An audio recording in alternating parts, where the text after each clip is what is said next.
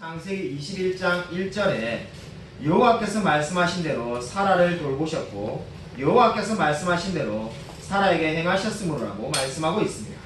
오늘 성경은 여호와께서 말씀하신 그대로 지금 이루어졌음을 강조하고 있습니다. 이 말씀은 이미 하나님께서 과거에 다 사라에게 했던 말씀 그대로 이루어졌다는 의미입니다. 여러분, 언제 하나님께서 아브라함에게 약속을 주었습니까? 하나님이 아브라함에게 약속을 주신 때는 아브라함의 나이가 75세 될 때였습니다. 당시에 세계 최고 문명의 중심지라고 말할 수 있는 이 메소포타미아의 갈대아 우르에서 아브라함은 하나님의 약속 하나만을 믿고 이 가나안 땅에 오게 되었습니다. 실제로 약속은 받았지만은 지난 25년간 그 약속이 이루어지지 않았습니다. 그래서 자녀가 늘 없이 아브라함은 살아갈 수밖에 없었습니다. 근데 오늘 지금 이 성경 말씀은 이제 그 약속이 드디어 이루어졌다라고 선언하고 있습니다. 그리고 아브라함의 생활을 보면은 아브라함이 늘 하나님의 약속만 바라보며 살았던 것은 아니라는 것을 알 수가 있습니다. 아브라함은 창세기 15장 2절에 엘리에셀을 상속자로 삼고 싶어 하였습니다. 약속만 기다리는데 지쳐가지고 엘리에셀을 자기의 상속자로 하면 어떠냐라고 하나님께 물어보기도 하였습니다. 그뿐만 아니라 100세가 다 되어갈 때 하나님께서 너에게 자식이 있을 거라고 말하자 아브라함이 웃으면서 100세 된 사람이 어찌 자녀를 낳겠습니까? 라고 창세기 17장 18절에 말하기도 하였습니다. 그뿐만 아니라 이 아브라함은 하나님께 이스마엘이나 하나님 앞에 잘 살기를 원합니다 라고 말하면서 이제 자기에게 이 자녀가 생긴다는 것은 믿을 수 없다는 듯이 행동하기도 하였습니다. 그러나 오늘 성경은 어떻게 말씀하고 있습니까? 아브라함의 그러한 불신앙과 또는 때때로 의구심이 가득 찬 행동에도 불구하고 하나님은 약속을 이루셨다고 성경은 말씀하고 있습니다.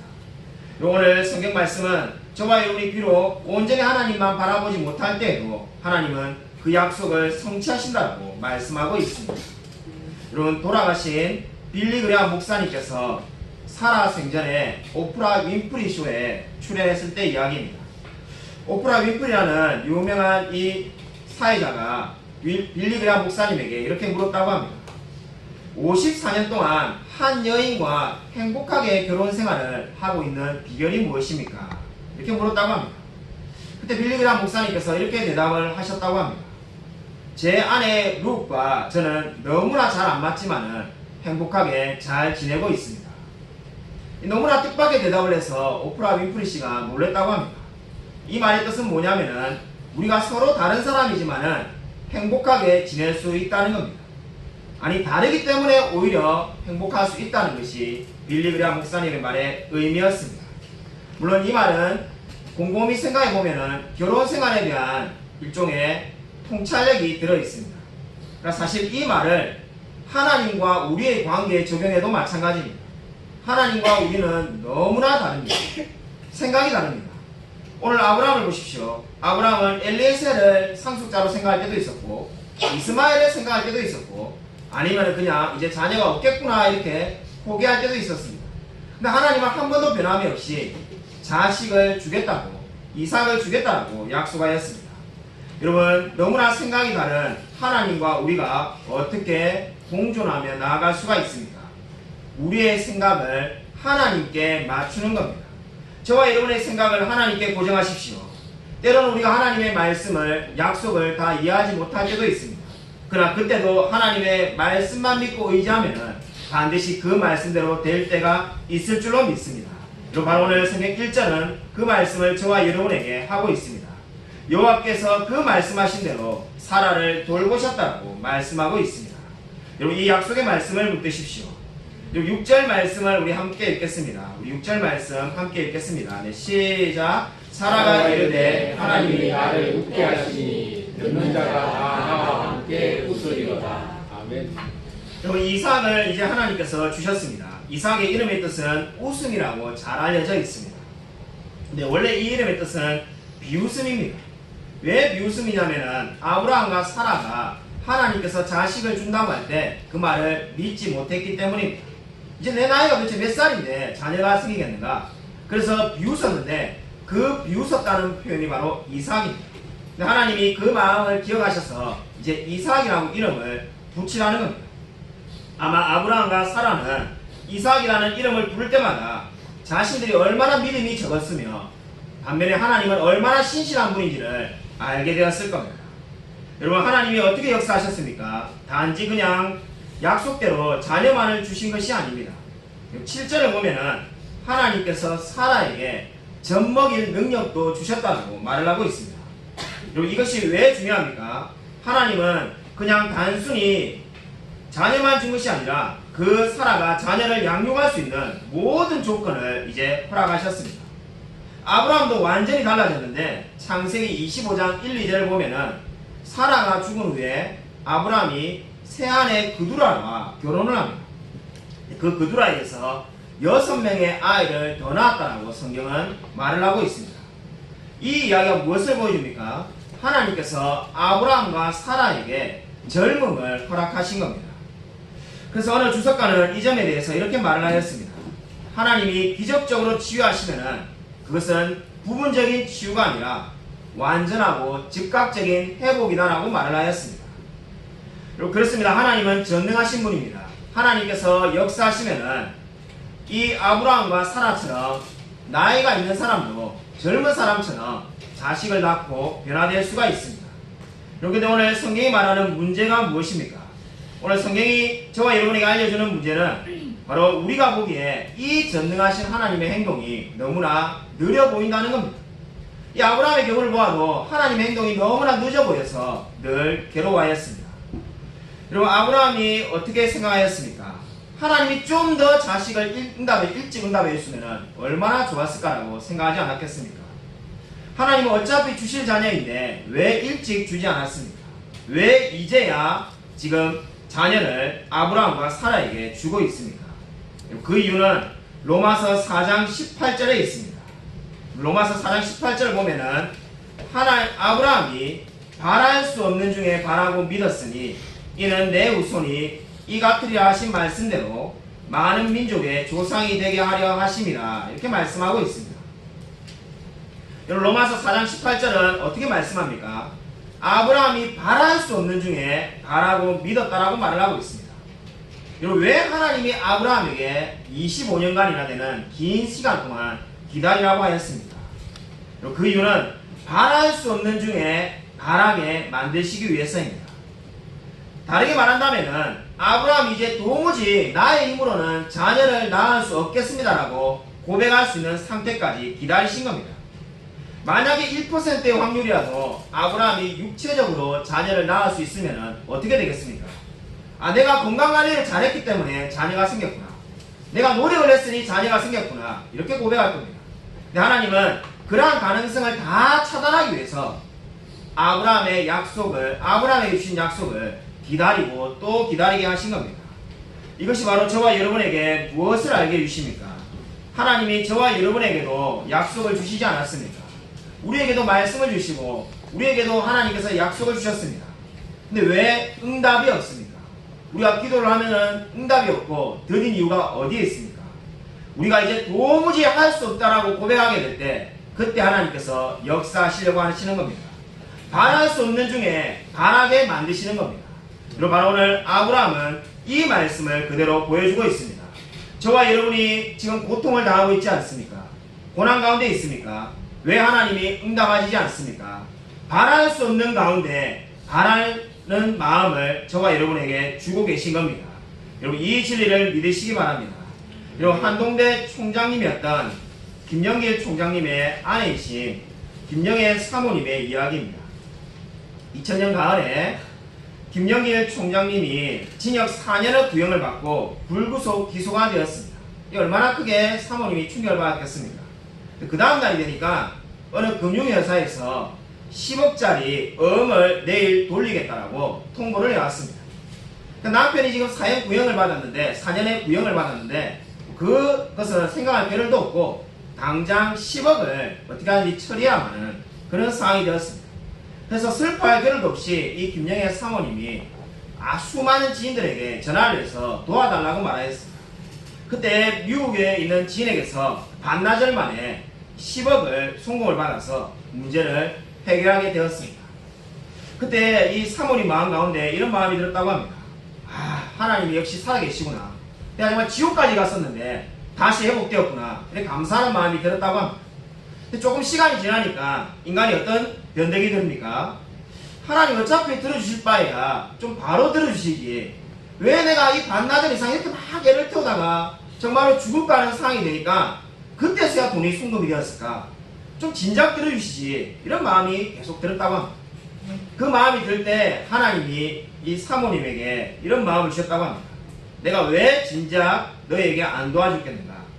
진작 도와주지 않은 이유는 내가 진작에 도와주면은 그 모든 일을 다 너가 했다라고 생각하지 않겠는가? 바로 하나님이 하셨다는 것을 깨닫게 하기 위해서 바로 이때 이렇게 역사하셨다는 마음을 깨닫게 되었다고 합니다. 이 이야기가 무엇을 보여줍니까? 왜 하나님이 저와 여러분에게 곧바로 응답을 주시지 않습니까? 우리에게 수많은 고난과 고통과 기도 제목이 있지 않습니까? 하나님 우리가 기도하자마자 그 다음날 바로 응답해 주시면 얼마나 좋겠습니까? 근데 하나님이 오랜 시간 동안 기다리게 하시는 경우가 대부분입니다. 그 이유는 바로 저와 여러분이 교만해지는 것을 막기 위해서입니다. 내가 모든 일을 내 능력껏 했구나 이러한 생각을 가지지 않도록 우리가 끊임없이 기다리고 또 기다리게 하시는 겁니다. 오늘 아브라함의 이야기를 보십시오. 아브라함이 도무지 자식을 낳을 수 없는 상태가 되자 하나님께서 역사하셨습니다. 이것이 바로 저와 여러분에게 주시는 하나님의 말씀입니다. 여러분, 이런 말이 있습니다. 고난이 많을수록 내 가슴은 뛴다. 내 가슴은 뛴다는 말을 보면은 우리가 마치 이게 한비아 씨가 그 유명한 말 있죠. 아프리카인을 볼 때마다 내 가슴이 뛴다. 이런 말이 있는데, 여러분, 고난이 많을수록 내 가슴은 뛴다는 이 말을 누가 했을까요? 어떤 때로 보면은 이게 한비아 씨가 한 말과 비슷한 것 같기도 하고, 어느 유명한 그리스도인이 한 말인 것처럼 보이지만은 이 말은 놀랍게도 무신론자 철학자였던 니체가 한 말이었습니다. 고난이 많을수록 내 가슴이 뛴다라고 하나님을 믿지도 않는 철학자 니체가 말을 하였습니다. 여러분, 근데 우리 그리스도인으로서 하나님을 믿는 자들이 얼마나 많이 고난이 오면은 불평하고 원망을 합니까? 이런 마음 가운데 고난이 올수록 내 가슴이 뛴다라는 그러한 고백이 있습니다. 여러분, 고난이 무엇입니까? 여러분, 아브라함을 한번 보십시오. 자녀를 주시겠다는 하나님의 약속을 받았습니다. 그런데 그 약속을 받고 난 다음에 어떻게 되었습니까? 이 자녀는 엘리에셀도 아니고 이스마엘도 아니고, 그렇다고 무작정 기다리기는 너무나 힘든 상황을 아브라함은 25년이나 보내게 되었습니다. 바로 이러한 상황이 인생의 고난이지 않겠습니까? 저와 여러분도 비슷한 상황에 놓여 있을 때가 있습니다. 하나님께서 함께 하신다고 했는데 도무지 무엇을 해야 할지를 모르는 그러한 상황에 놓여 있을 때가 있지 않습니까? A, B, C, D 이렇게 기회가 있으면은 그 중에 하나를 선택하면 됩니다. 최선책이 안 되면은 차선을 선택하면 됩니다. 근데 인생에서 고난이 다가오면 어떻게 됩니까? 그 어떠한 선택지도 없을 때가 있습니다. A도 없고 B도 없고 좌도 없고 우도 없고 이제 아무도 할 수 없다는 것을 생각이 들 때가 사실 그때가 바로 고난입니다. 바로 지금 아브라함이 아마 지난 25년간 느꼈을 마음이 이와 비슷하지 않겠습니까? 엘리에셀도 안 된다고 하고 이스마엘도 안 된다고 하고, 근데 약속이 취소된 건 아니고 약속은 있다고 하는데 그 약속이 언제 이루어질지 기약이 없습니다. 그런데 그러한 상황 속에서도 하나님은 어떻게 했습니까? 하나님의 약속만을 믿고 나아가게 하였습니다. 그래서 성경은 아브라함이 하나님 앞에서 믿음의 조상이라고 말을 합니다. 여러분, 성경을 읽어보면은 분별이라는 말이 많이 나옵니다. 제가 예전에 한번 분별이라는 말에 대해서 성경 공부를 해본 적이 있습니다. 분별이라는 말은 원문을 보면은 길을 낸다는 뜻입니다. 길을 낸다는 뜻인데 이 오르도토메오라는 이 단어는 로마 시대에 전쟁해야 할 때 바로 아무런 길이 없을 때 길을 낸다는 뜻이 바로 분별이라는 성경의 단어의 의미가 되겠습니다. 그러니까 고대 시대에 전쟁을 해야 하려면은 여기서 저기로 가야 되는데 길은 없으니까 길을 만들어내는 것이 분별이라는 겁니다. 왜 성경이 그 단어를 사용해서 분별이란 말을 쓸까요? 제가 묵상을 해보니까는 저와 여러분이 고난을 당할 때 아무런 길이 없다는 겁니다. 어디로 가야 될지 도무지 알 수가 없는데 하나님께서 우리에게 분별하라고 말하는 의미가 무엇입니까? 하나님께서 길을 내주실 것을 믿고 하나님만 붙들고 하나님의 말씀만 붙들고 있으라는 겁니다. 그러면 하나님께서 길을 내어 주실 거라는 겁니다. 오늘 바로 아브라함에게 있었던 일이 바로 이와 마찬가지입니다. 엘리에셀로도 못 가고 이스마엘도 안 되고 도대체 어디로 가라는 건가? 약속의 말씀을 믿고 가만히 있으라는 겁니다. 그러면은 하나님께서 도무지 자녀를 낳을 수 없는 이 아브라함과 사라를 통해서 길을 만들어 내실 거라는 겁니다. 그것이 바로 성경이 말하는 분별입니다. 저와 여러분도 마찬가지입니다. 우리 인생에 도무지 어떻게 살아야 될지 알 수가 없을 때가 있습니다. 이 길도 안 되고 저 길도 안 되고 도대체 내가 어떻게 살아야 되는가? 그때 하나님은 어떻게 하시길 원하십니까? 하나님의 약속의 말씀만 붙들고 나아가기를 원하십니다. 바로 그때 하나님께서 없는 길을 만들어 주실 것입니다. 저와 여러분의 눈에는 길이 보이지 않을 수도 있습니다. 그러나 하나님은 이미 우리의 갈 길을 예비해 두셨습니다. 여러분, 좋은 일 뒤에 어려운 일이 찾아온다는 말이 있듯이 지금 이삭이 태어난 뒤에 이제 아브라함은 이스마엘과 이별을 해야 될 상황에 놓여지게 되었습니다. 우리가 알기로 지금 오늘 18절부터 21절까지의 이 이스마엘에 대한 말씀을 보면은 아브라함이 하갈과 이스마엘을 마지막으로 본 것은 바로 여기가 마지막입니다. 10절 말씀을 보면은 사라는 이스마엘을 향해서 이 종의 아들은 내 아들 이삭과 함께 기업을 얻지 못하리라 라고 말씀하고 있습니다. 그리고 12절에 보시면은 이삭에게 난 자는 내 씨라 부를 것입니다 라고 말씀하고 있습니다. 성경 읽다 보면은 마치 하나님께서 그냥 사라 편만 들기로 작정하신 분처럼 느껴집니다. 이 말씀을 어떻게 우리가 이해해야 될까요? 왜 하나님은 지금 이삭의 편만 들고 이스마엘은 전혀 편을 들지 않는 것일까요? 이 말씀을 이해하기 위해서는 우리가 신약 성경을 잘 알아야만 합니다. 갈라디아서 4장을 보면은 바울은 하갈이 낳은 이스마엘을 율법 아래 있으면서 구원을 밀어내려고 하는 자로 비유하고 있습니다. 한마디로 말해서 이스마엘은 율법 아래에 태어난 자라는 겁니다. 그리고 이삭은 하나님의 약속을 따라 태어난 자였습니다. 그래서 이 믿음의 원리를 설명하기 위해서 하나님께서는 이스마엘과 이삭을 한 집안에서 살지 않도록 허락하신 겁니다. 여러분, 이 말씀이 무엇을 보여줍니까? 이삭은 바로 하나님의 역사하시는 구원을 의미하고 이스마엘은 바로 율법을 상징하고 있습니다. 율법과 은혜는 서로 반대되는 개념이 아닙니다. 율법도 하나님이 주신 겁니다. 그런데 왜 하나님께서 그러면은 은혜만 주시면 되지 율법을 주셨습니까? 그냥 율법도 좋은 거고 은혜도 좋은 거라면 그냥 통일해서 처음부터 은혜를 주시지 왜 율법을 주셨는가? 이러한 질문이 나오지 않을 수가 없습니다. 율법이 저와 여러분에게 어떠한 의미가 있습니까? 여러분, 우리에게 율법을 깨닫고 나면은 율법을 지킬 수 있는 힘이 있습니까? 없습니까? 힘이 없습니다. 그렇기 때문에 하나님께 은혜를 구할 수밖에 없습니다. 저와 여러분에게 율법을 주신 이유는 바로 여기에 있습니다. 우리가 율법을 알면 알수록 우리가 그 율법을 알아가면 알아갈수록 율법을 스스로 지킬 수 있는 힘이 없습니다. 그렇기 때문에 하나님께 은혜를 간구할 수밖에 없습니다. 지난주에 제가 다녔던 신학교 중에 한 군데에서 소식지가 왔습니다. 이 소식지를 넘기다 보니까 그 동문회 회장님께서 글을 쓰셨는데 학교 다닐 때 제가 알던 분이 동문회 회장님이었습니다. 그래서 그 글을 관심 있게 한번 읽어보았습니다. 동문회 회장님이 이제 임기가 올 여름에 끝이 나는데 이 글에 이런 이야기가 있었습니다. 자신이 이 동문회 회비를 가지고 이제 매주마다 학생들에게 과외를 보냈다는 겁니다. 그래서 과외를 잘 드셨냐는 글이 있었습니다. 그래서 그런갑다라고 그냥 평범한 글이어서 읽고 끝을 내려고 했는데 그 글의 뒷부분에 가니까는 이런 내용이 있었습니다. 제 눈을 계속해서 그 글에 고정시킬 수밖에 없는 이야기가 있었는데 그분이 이런 말을 하셨습니다. 이제 제 임기가 끝이 나갑니다. 그냥 편안하게 마무리하고 싶다는 생각이 들기도 합니다. 하지만 학교에서 제게 더 힘든 요구를 해주시면 좋겠습니다. 학생들도 제게 더 힘든 요구를 해주면 좋겠습니다. 그리고 졸업한 동문들도 제게 힘든 것을 요구해 주시면 좋겠습니다. 그래야지 저도 하나님께 더 큰 은혜를 구하며 나아가지 않겠습니까? 제가 더 희생하는 사람이 되고 싶습니다. 자, 이 글을 읽다가 참으로 너무나 크게 도전을 받았습니다. 이 사람들이 마음이 모두가 똑같지 않습니까?